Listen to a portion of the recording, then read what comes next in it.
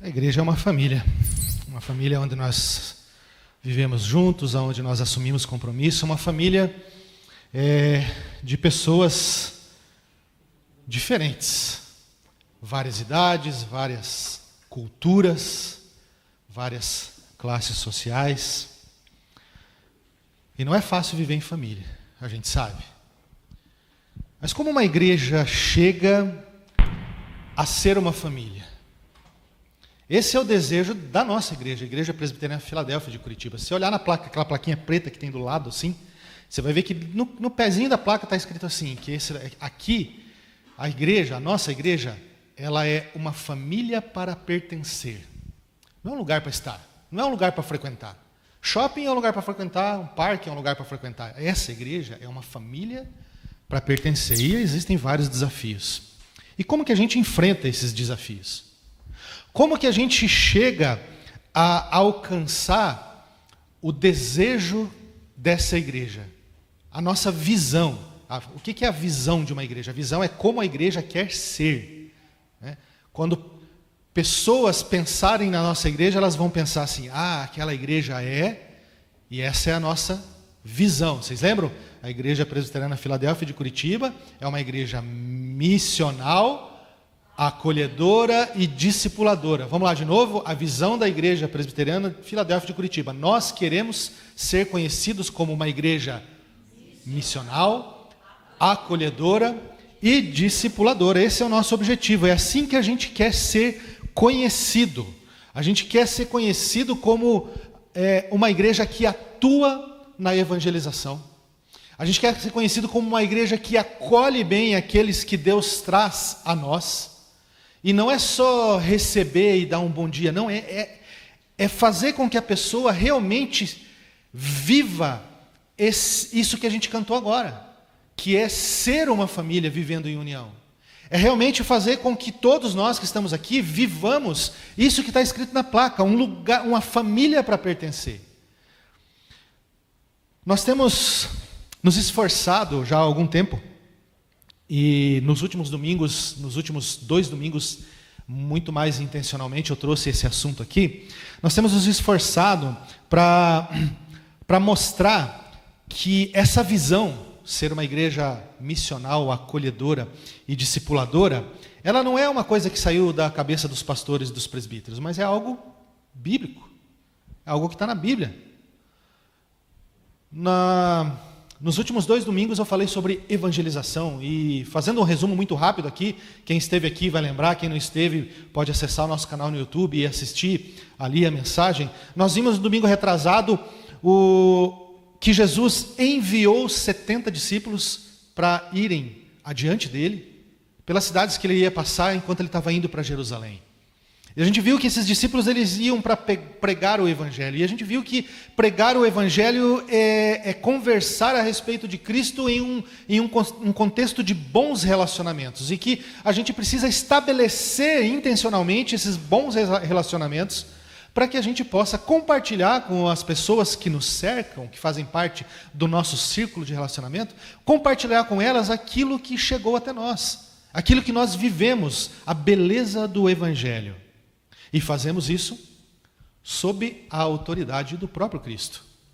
No domingo passado, nós falamos a respeito de discípulos do Senhor, da igreja de Jerusalém, e vocês vão lembrar que essa igreja ela já contava com bem mais de 5.000 pessoas, e eles, a partir do dia ou do momento em que Estevão foi apedrejado e morto, eles começaram a ser perseguidos.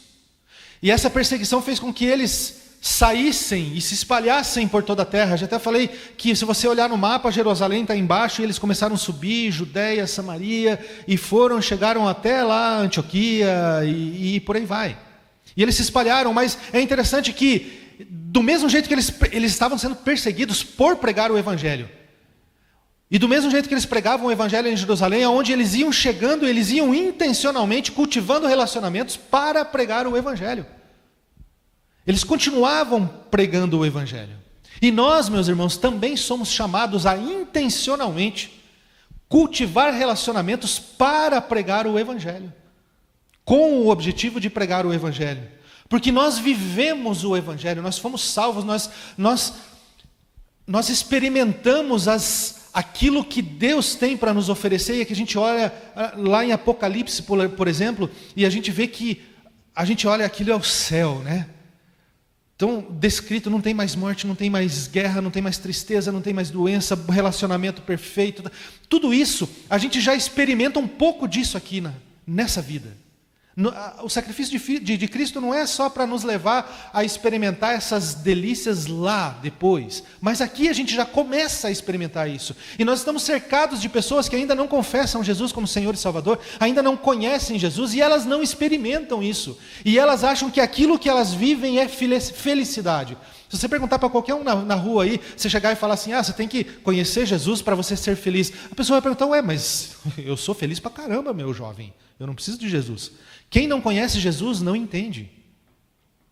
E nós que experimentamos isso, fomos chamados a compartilhar.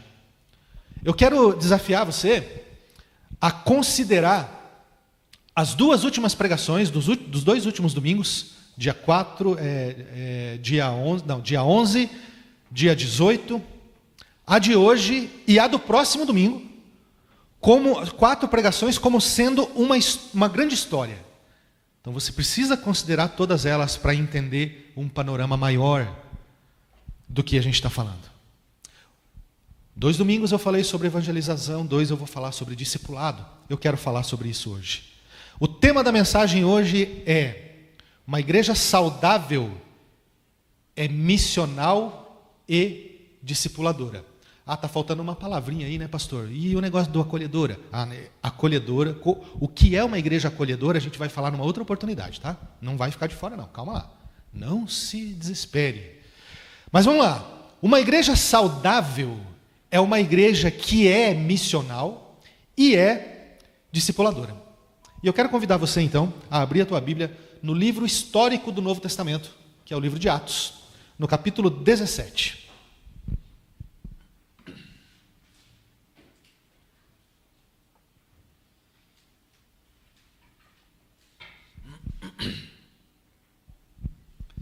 Nós vamos ler um versículo, que é o versículo 11. Atos 17, 11.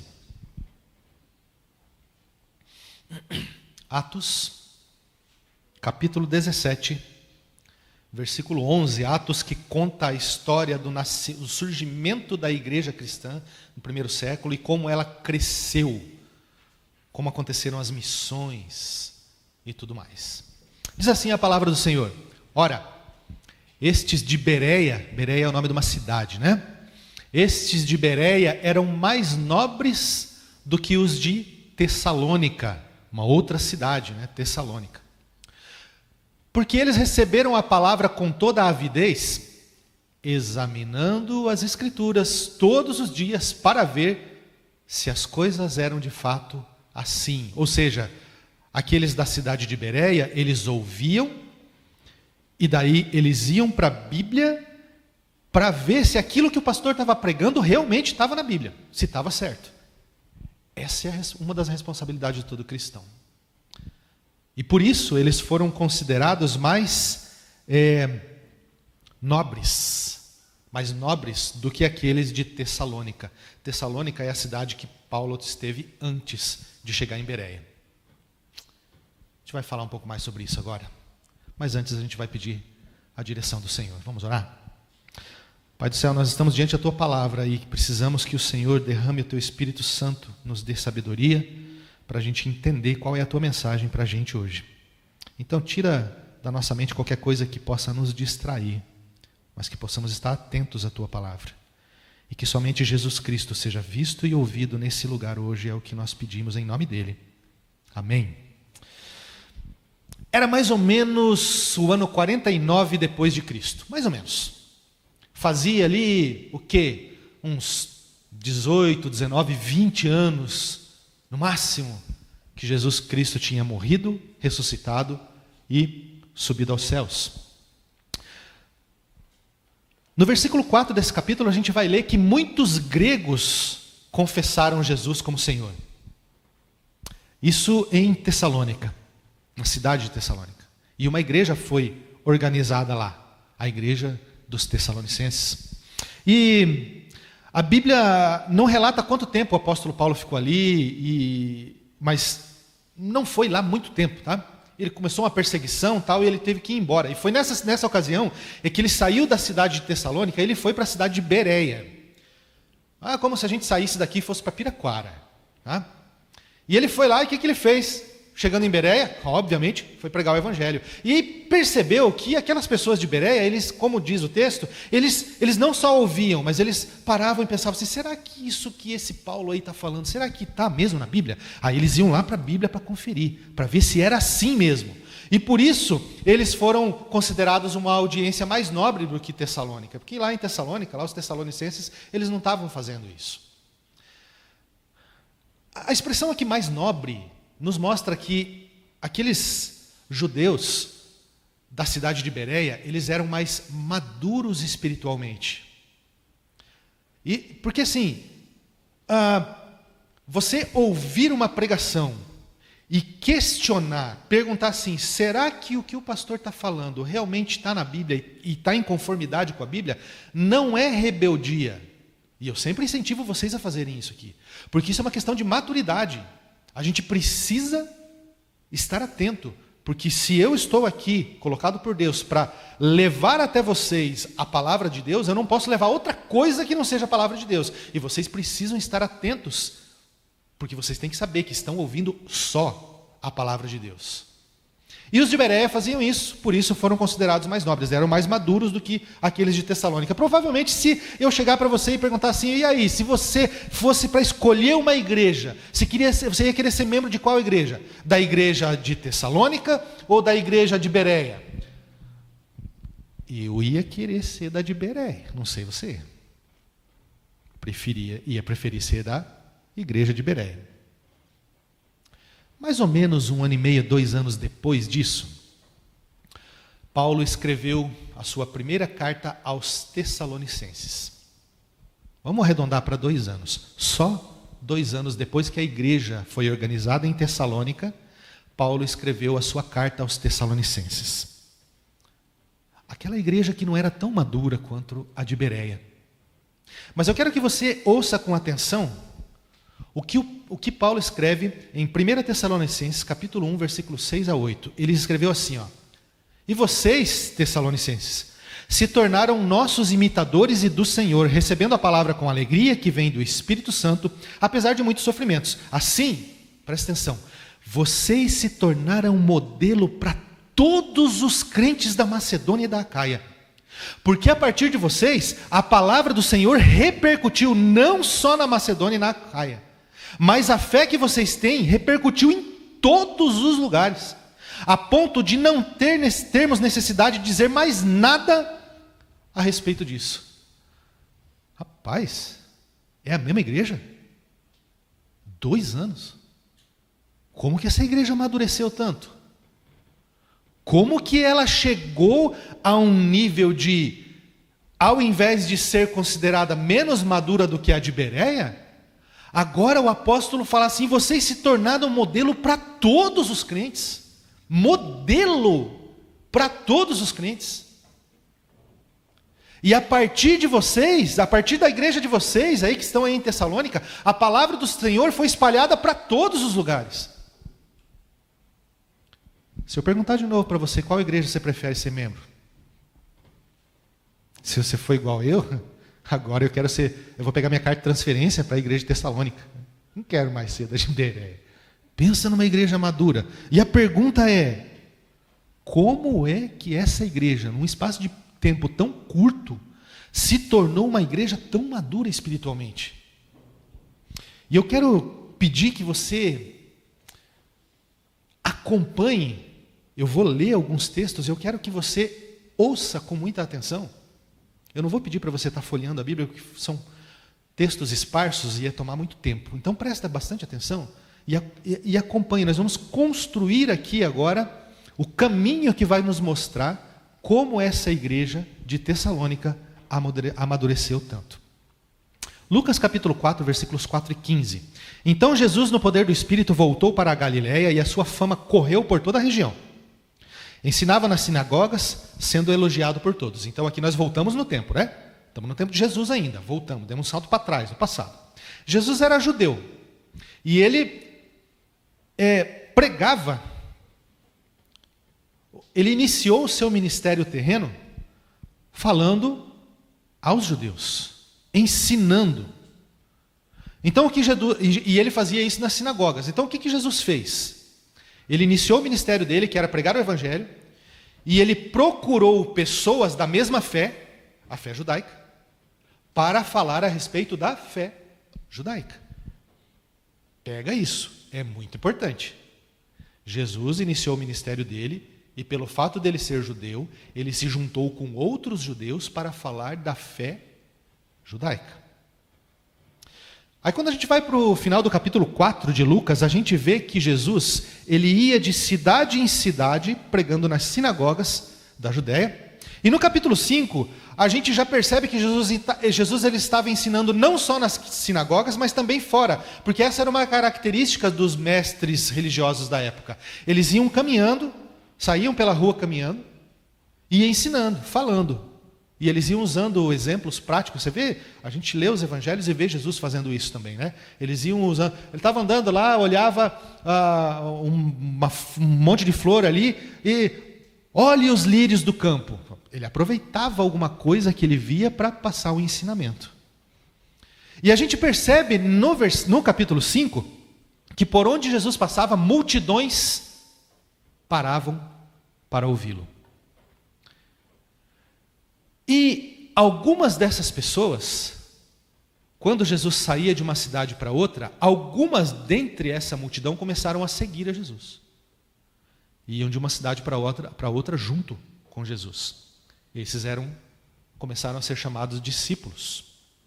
E Jesus também, você vai ver no capítulo 5 de Lucas, que ele começa a chamar alguns para segui-lo. A convocação dos apóstolos, aí tem o nome dos apóstolos e tudo mais, né? E ele chama então. Alguns vão seguindo porque ouviram, alguns vão seguindo porque Jesus chamou.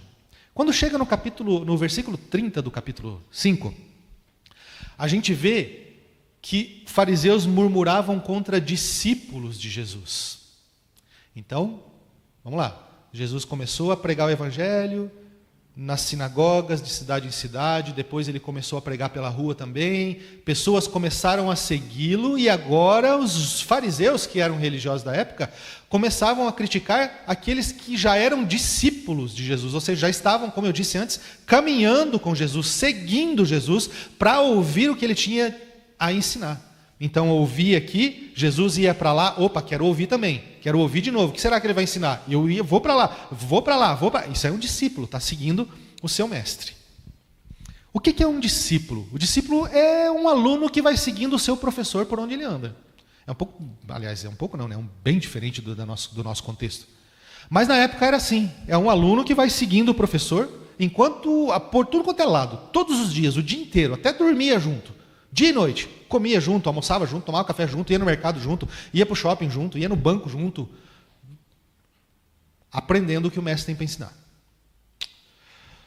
Perceba o que está acontecendo aqui, perceba esse movimento. Jesus ele começou a ensinar, as pessoas se reuniam para ouvir. Essa era a multidão. Algumas pessoas, dentre a multidão, começaram a seguir a Jesus em todo lugar. Esses eram os discípulos. Quando a gente chega em Lucas capítulo 6, versículo 13, a gente lê o seguinte: E quando amanheceu, chamou para si os de seus discípulos, e dentre eles escolheu 12, aos quais deu o nome de apóstolos. Então nós temos a multidão, que é um grupo bem grandão, e nem todos seguem a Jesus. E daí a gente tem um grupo menor, que são os discípulos que estão seguindo a Jesus, e dentro desse grupo menor nós temos os apóstolos. E se você olhar, tem dentro dos apóstolos, você tem um grupo menor ainda, Pedro, Tiago e João, que de vez em quando estava só os três com Jesus. Jesus ensinava aos apóstolos, muitas vezes, de maneira particular, coisa que ele não ensinava nem para a multidão e nem para o grande grupo de discípulos. Marcos 4,34 diz o seguinte: Jesus explicava as parábolas em particular aos próprios discípulos. E aqui a palavra discípulos aqui se referindo aos apóstolos. Em particular. Agora, assim, o que eu quero e espero que já tenha ficado claro, é que o jeito de Jesus pregar o Evangelho foi chamar pessoas para perto e caminhar com essas pessoas. Não era um encontro esporádico, não era uma vez por semana. Eles caminhavam juntos, eles conviviam juntos. Esses discípulos, eles conheciam Jesus. Eles sabiam o que estava acontecendo. E quando eu digo conhecer, é conhecer mesmo, características de Jesus. Eles, de repente, até a hora que Jesus estava meio com fome, assim, Jesus nem falava que estava com fome, mas eles percebiam, assim, acho que Jesus está com fome também na hora do almoço, já vamos, né? Isso é conhecer. A gente sabe, quando a gente conhece alguém que é próximo da gente, a gente já, né, meio que, antes da pessoa falar, você já sabe o que está acontecendo. Era isso, relacionamento. Mas vamos lá, vamos para frente. Jesus, ele estipulou um método específico para ensinar o Evangelho, que se chama discipulado. Discipulado. Agora, a gente vai sair desse tempo que Jesus estava ensinando, e a gente vai dar um salto para frente, no futuro. Jesus já morreu, Jesus já ressuscitou, ele já está prestes a subir ao céu, ele está aparecendo ali a um monte de testemunhas, e quando ele está subindo aos céus, em Mateus 28, 18 e 19, todo mundo conhece esse texto, todo mundo que já, quase todo mundo pelo menos, Jesus fala assim: toda a autoridade me foi dada, no céu e na terra. Então, vão e façam discípulos. Aqui está a ordem de que nós precisamos usar o mesmo método que Jesus usou. Os discípulos deveriam testemunhar de Jesus usando o mesmo método que Jesus usou para testemunhar para eles de Deus. Pregar o Evangelho é testemunhar de Deus, é testemunhar de Jesus. Discipulado não é algo que saiu da cabeça de um teólogo ou de um estrategista. Discipulado é algo que Jesus Cristo trouxe como método para a igreja caminhar e amadurecer, aprofundar seu conhecimento a respeito de Deus e amadurecer espiritualmente.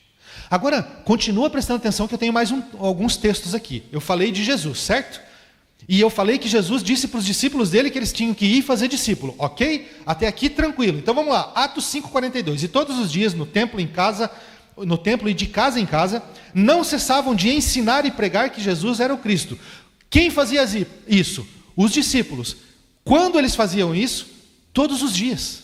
De casa em casa quer dizer, em todos os lugares. Lembra do texto que a gente leu no comecinho? Ensina a criança quando você estiver andando, quando estiver deitando. Discipulado. Discipulado. Os apóstolos estavam praticando o modelo ensinado por Jesus. Agora a gente vai para Atos 9, 25, que diz assim: mas os discípulos de Saulo tomaram a noite e, colocando num cesto, desceram-no pela muralha. Aqui Paulo ainda era conhecido como Saulo, e ele já tinha discípulos, ele estava ainda em Damasco. Lembra que ele se converteu a caminho de Damasco? Paulo aqui, ele está em Damasco ainda. Ele já tinha discípulos. Perceba? Paulo está aplicando o método de Jesus. Atos 16, 1 a 3, diz assim: Paulo chegou também em Derbe e Listra. Havia ali um discípulo chamado Timóteo, filho de uma judia crente, mas era de pai grego. Os irmãos de Listra e Icônio é o nome de duas cidades, né? Davam bom testemunho a respeito de Timóteo. E Paulo queria que Timóteo fosse com ele em sua companhia. Aqui, Paulo chamou Timóteo para caminhar junto com ele. E Paulo estava saindo, continuando a sua viagem missionária. E o que ele fez? Ele chamou alguém para ir junto com ele. Para caminhar com ele. Para conviver com ele. Para aprender com ele. Para almoçar com ele. Para jantar com ele. Para tomar café com ele. Para dormir no relento com uma pedra de travesseiro. O discípulo estava lá. Timóteo estava lá. Discipulado. Não foi isso que Jesus fez com os discípulos e com os apóstolos? Paulo está replicando a mesma coisa. Atos 17:15. Os responsáveis por Paulo levaram-no até Atenas e regressaram e trazendo ordem a Silas e Timóteo para que fossem encontrá-lo o mais depressa possível. Os discípulos de Paulo. Paulo foi para uma outra cidade com um grupo de pessoas e Paulo falou assim: quando vocês chegarem lá, fala para Silas e Timóteo, que são meus discípulos, para eles virem para cá. que Paulo está fazendo? Mantendo os discípulos dele perto. Isso é discipulado, caminhar junto. Não é deixar lá na cidade, lá, depois eu escrevo uma carta para eles. Não. É proximidade, é vida na vida. Discipulado é vida na vida. Atos 18:18. Paulo ficou ainda muitos dias em Corinto, por fim, despedindo-se dos irmãos, navegou para a Síria, levando em sua companhia Priscila e Áquila. Levando em sua companhia. Então ele saiu de uma cidade, foi para outra, e ele estava levando em sua companhia não mais Silas e Timóteo, mas Priscila e Áquila. Então veja, Jesus, Paulo, discípulo de Jesus, Timóteo, Silas, Priscila e Áquila, discípulos de Paulo. Agora, presta atenção que legal. Atos 18:26. Apolo começou a falar ousadamente na sinagoga.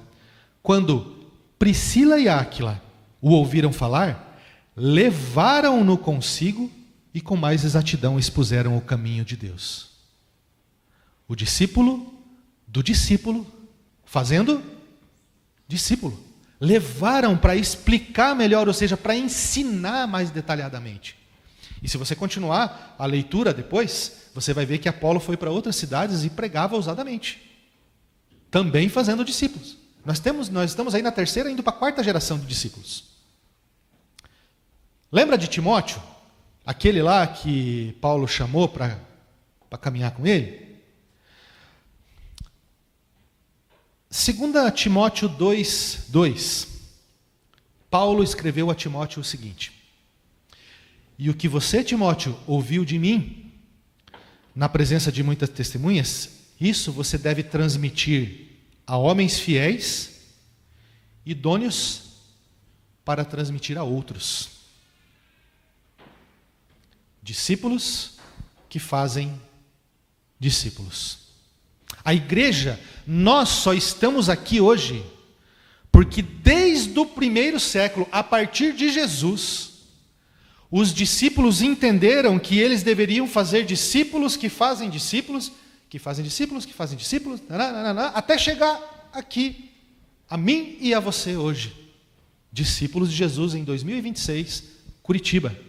Membros da igreja, não de Tessalônica nem de Bereia, mas da igreja Filadélfia de Curitiba, Presbiteriana Filadélfia de Curitiba. Então vamos recapitular. O método que Jesus usou para pregar o evangelho, para ensinar o evangelho, é o discipulado. Jesus ordenou que os discípulos dele fizessem a mesma coisa. Vão e façam discípulos de todas as nações. Ensinaram o evangelho através do discipulado.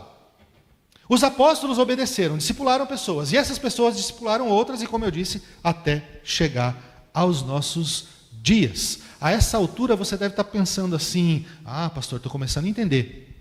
Então é por isso que a igreja de Tessalônica amadureceu espiritualmente a ponto de se tornar modelo para todos os crentes de toda a região? Exatamente.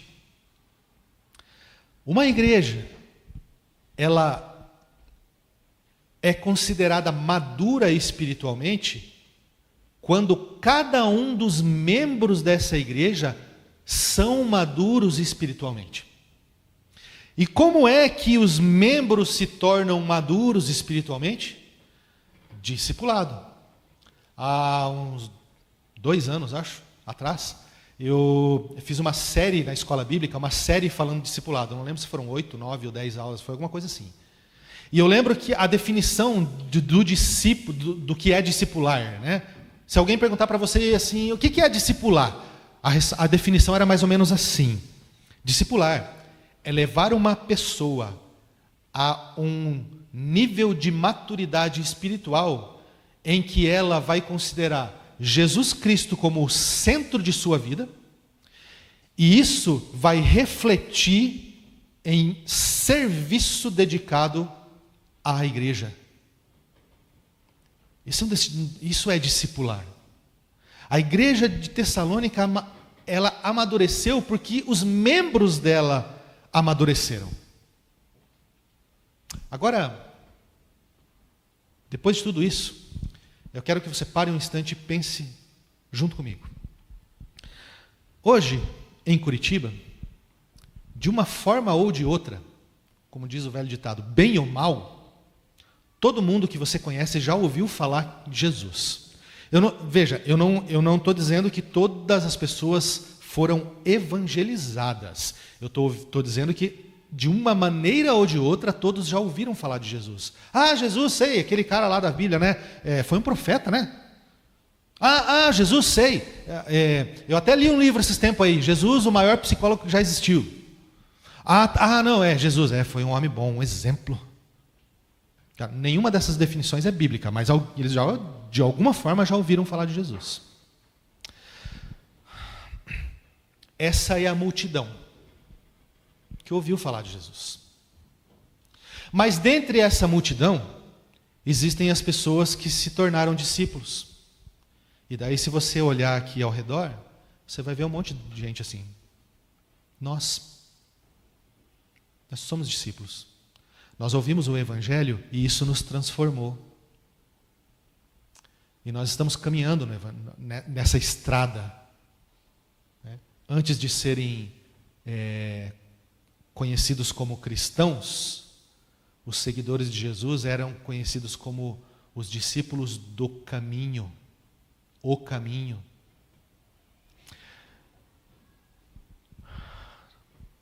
Qual é a nossa responsabilidade? Acho que eu poderia parar a pregação aqui, né? Nós somos discípulos de Jesus. E discípulo faz discípulo. Veja, isso não é uma carga, isso é um privilégio. Nem todos dentre a multidão foram chamados como nós fomos. Nem todos. Essa é uma expressão que a gente falava no seminário, né? O discípulo é aquele que come poeira do sapato, da sandália do seu mestre. Estar comendo poeira das sandálias de Jesus é um privilégio. Nem todos são chamados para isso. Mas aqueles que são chamados para também discipular outros. E ensinar esses outros a discipular outros. Porque essa igreja, a Igreja Presbiteriana Filadélfia de Curitiba, não pode ficar contente com os seus 22 anos de existência, como nós temos aqui. Iniciou o trabalho em 2004, foi organizado em 2009, estamos aqui trabalhando, reestruturando muita coisa da igreja, mudamos de endereço, estamos com esse... Gente, mas a gente não pode pensar assim, quem é que vai conduzir essa igreja daqui a 10 anos? Quem vai ser presbítero, pastor dessa igreja daqui a 15? Nós precisamos discipular pessoas que façam outros discípulos, porque essa igreja precisa permanecer. E infelizmente eu acho que eu tenho a impressão que eu não vou estar vivo para isso, mas porque essa igreja que tem 22 anos, mas nós temos, por exemplo, uma igreja igual a Silva Jardim que está comemorando 100 e poucos. E por que não essa igreja? Por que não essa igreja, daqui a 200 anos, está viva ainda, sendo usada por Deus para chamar os eleitos dele, para transformar vidas de pessoas, para mudar o destino eterno das pessoas? Nós temos o privilégio de ser discípulos de Jesus, nós temos o privilégio de caminhar, nós temos o privilégio de o próprio Espírito Santo nos capacitar para que a gente venha a discipular outras pessoas. E como eu disse a semana passada, eu sei que muitas vezes é desafiador, é difícil, a gente precisa entender, e eu falei também que logo a gente vai ter aqui alguns treinamentos para evangelização específicos para você conseguir evangelizar as pessoas que circulam você, que fazem parte do seu círculo de amigos. Mas é que eu tenho um amigo lá e eu gostaria de evangelizar ele, mas eu não sei porque eu não sei como abordar, porque ele é um cara que ele é ateu. Pois é, pastor, eu também tenho vontade, mas o meu amigo, ele não é ateu, mas ele é aquele que ele acredita que toda religião é boa e toda religião, todos os caminhos levam para Deus. Como que a gente aborda pessoas assim? Vamos aprender. Porque é nossa responsabilidade. E não é só pregar o evangelho, porque quando pensa em pessoas do teu círculo de amizade que você gostaria que estivesse aqui, que não conhecem Jesus como Salvador, e que você gostaria que estivesse aqui hoje, do teu lado, ouvindo essa mensagem, convertidas, rendidas aos pés de Jesus, e como eu disse no início, já aproveitando de tudo que Deus tem para oferecer. Se cada um de nós aqui estivesse com uma pessoa dessa ao nosso lado, a gente não tinha lugar hoje aqui nessa igreja. Não ia ter lugar, a gente ia ter que dar gente de pé. E Deus nos capacita para isso. Eu quero finalizar dizendo para você o seguinte: não deixe de aproveitar do privilégio, da oportunidade de discipular alguém. Isso tem que ser intencional. Eu vou falar mais sobre isso no próximo domingo. Mas não deixe também de usufruir do privilégio de ser discipulado por alguém. Nós somos discipulados por pessoas que são espiritualmente mais maduras do que nós. E discipulamos pessoas que são espiritualmente menos maduras do que nós. E elas discipulam outras pessoas que espiritualmente são menos maduras do que elas. E assim, eu cresço em maturidade, o meu discípulo também cresce, e o discípulo dele também cresce em maturidade. Percebe? Até chegarmos, como diz a Bíblia, à estatura do varão perfeito, Jesus Cristo. Isso só vai acontecer se nós intencionalmente convivermos, caminharmos e praticarmos o discipulado no modelo que Jesus ensinou. Vida na vida, cuidando um do outro. Vamos orar mais uma vez?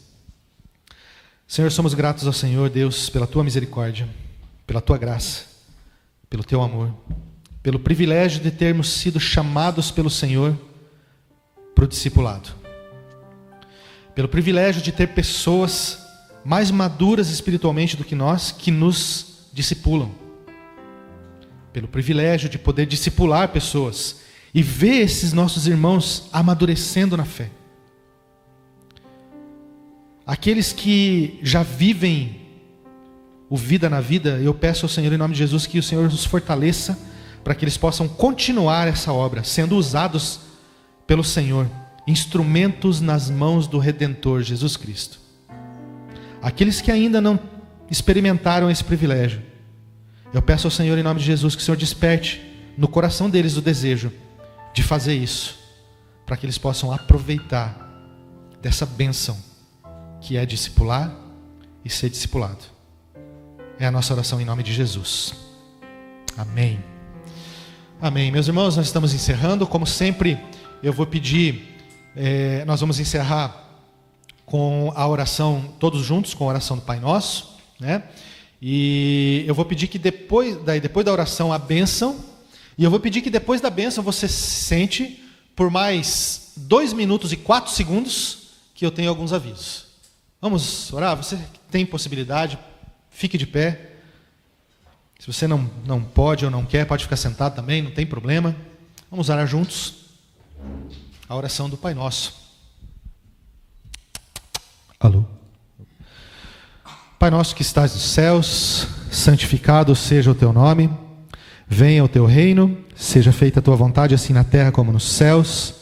O pão nosso de cada dia nos dai hoje, perdoa as nossas dívidas, assim como nós perdoamos os nossos devedores, e não nos deixe cair em tentação, mas livre-nos do mal. Pois teu é o reino, o poder e a glória para sempre. Amém. E que a graça do nosso Senhor Jesus Cristo, o amor de Deus o Pai, a comunhão, o consolo, o ensino do Espírito Santo de Deus esteja sobre vocês e sobre a igreja do Senhor, em nome do Pai, do Filho